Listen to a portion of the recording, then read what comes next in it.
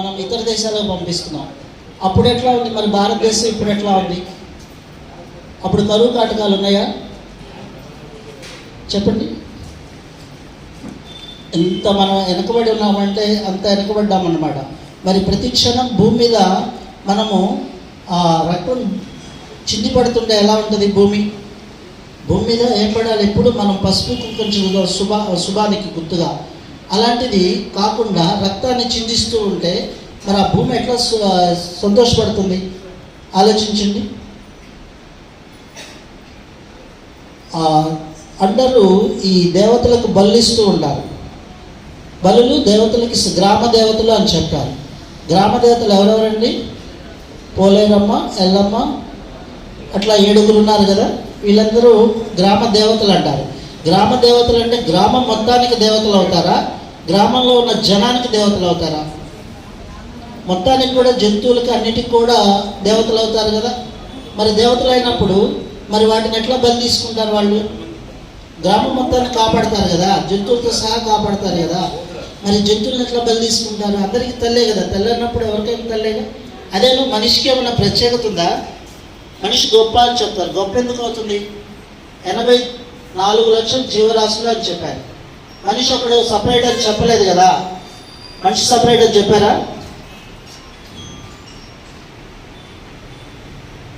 84 లక్షల జీవరాశులు అన్నారు కానీ మనిషి ఒకడు 83,99,900 జీవులు ఒకటి ప్లస్ మానవుడు ఒకడని చెప్పారా?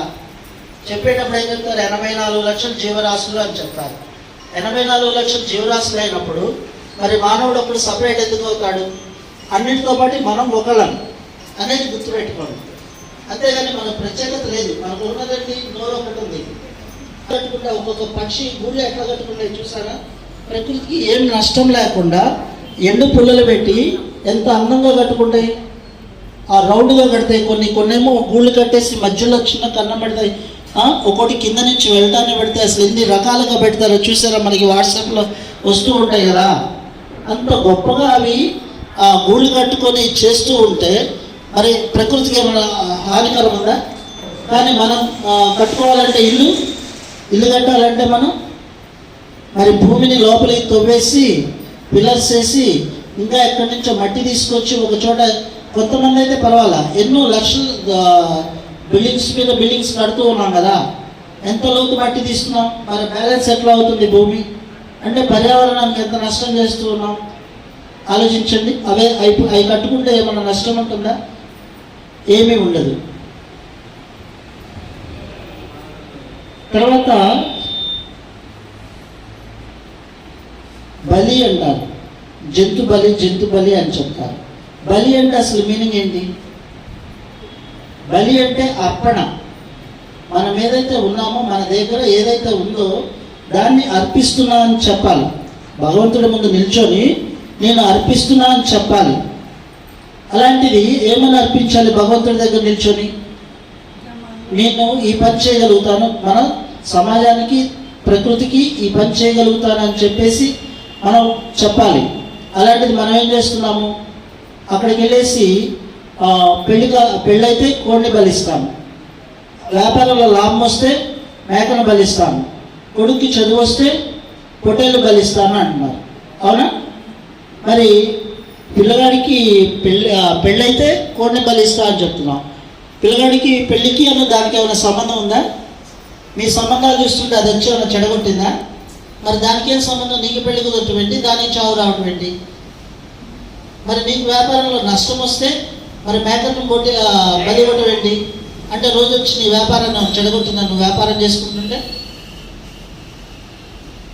మరి పిల్లగాళ్ళు పాస్ అయితే పొట్టేళ్ళు బలిస్తా అంటాం.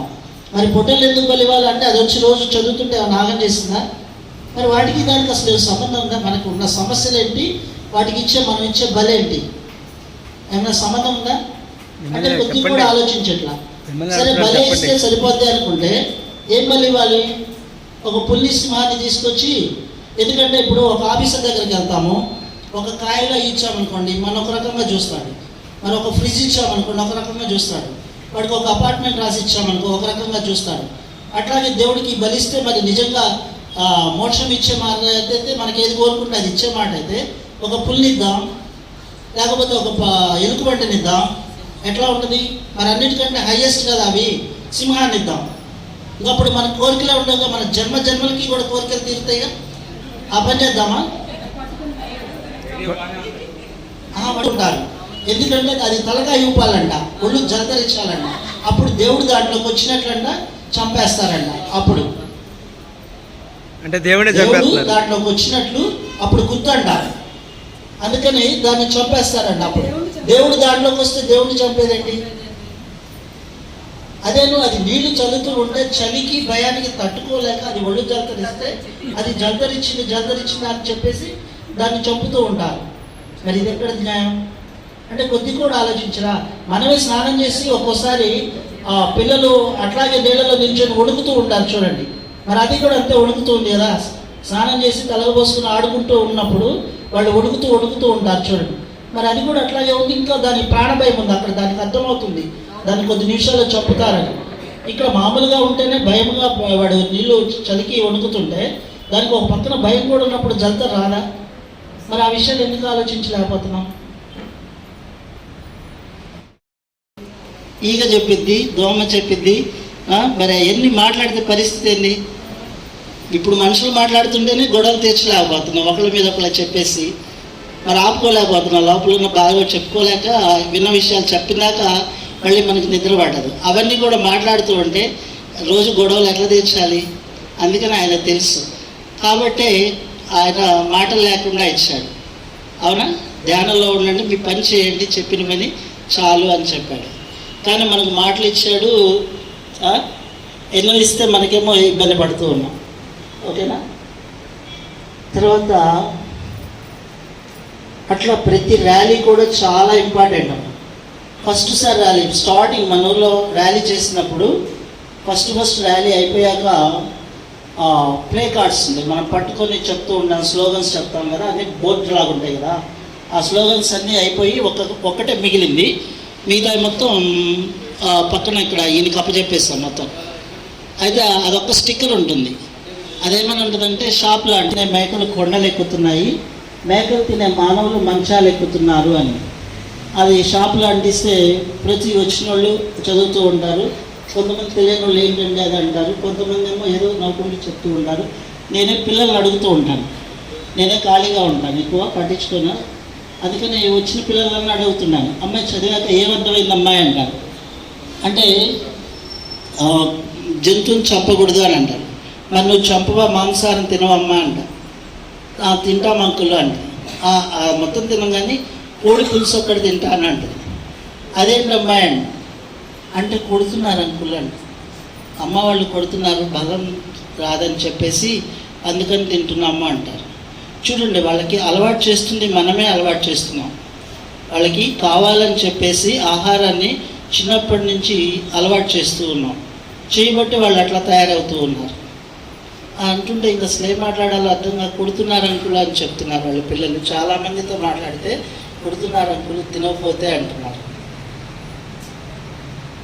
అట్లా ప్రతి ర్యాలీలో కూడా ఒక మంచి ఎంతో అనుభవాన్ని ఇస్తాయమ్మా. అందుకని ఇక్కడ రేపు ర్యాలీకి ఎంతమంది వస్తున్నారు? కొంతమంది ఎట్లట్లేదు. అదేం ప్రశ్న అండి, ఎవరు రావట్లేదు చేతులు ఎత్తమనాలా? ఓహో, అందుకన్నా వీళ్ళు ఎవరు రావట్లేదో చేతులు ఎత్తండి. ఎందుకు తిడతారుగా? ఆయన ఎవరు చేస్తారు? గురువుగారు. అమ్మ రావట్లేదండి. ఎందుకని? ఎవరు? మా బాబాయ్, మా సుబ్బారావు బాబాయ్ లాగున్నారు. లేదు కదా, మేము చేయట్లేదు కదా, మేము కరెక్ట్గానే ఉన్నాం కదా అంటారు. మనం కరెక్ట్గా ఉన్నాం, మన పక్కన వాళ్ళు కూడా కరెక్ట్గా ఉండాలిగా. మన ఒక్కళ్ళ మంచోళ్ళు అయితే కదా, అందరూ మంచోళ్ళు అయితే భూమి అంతా బాగుంటే సంతోషం. మన ఒక్కళ్ళ మంచోళ్ళే ఒకళ్ళు దొంగలు అనుకుంటాం, మన డబ్బులు ఎక్కడ దాచిపెట్టుకుంటాం? ఈ జేబులో ఇక్కడే ఉంటాయి కదా. మరొకళ్ళు పక్కన మంచోళ్ళు కాదు, అందరూ బాగుండాలని చెప్పేసి కోరుకున్నాం అనుకోండి, అంతా సుఖంగా ఉంటుంది. ఎందుకంటే ఒకప్పుడు రాయలవారి టైంలో భారతదేశంలో ఇక్కడి నుంచి ఏమేమి పంపించామో ఎక్స్పోర్ట్ చేస్తాం అంతకుముందు ఇతర దేశాలకి సుగంధ ద్రవ్యాలు. ఇక్కడ భారతదేశం నుంచి సుగంధ ద్రవ్యాలు పంపించేవాళ్ళు. మరి రోడ్ల మీద ఏం పోసారు? మణులు, మాణిక్యాలు, రత్నాలు, రాసులు పోసి అమ్మారని చెప్తారు. శ్రీనాథుడు భోంచేసిన బంగారు పళ్ళాలు వేస్తే కుప్పలు కుప్పలైనా కానీ ఎవరు అట్టుకునేవాళ్ళు కాదు. శ్రీనాథ్ మహాకవి విన్నారా? శ్రీనాథుడు భోంచేసి బంగారు పళ్ళాలు వేస్తే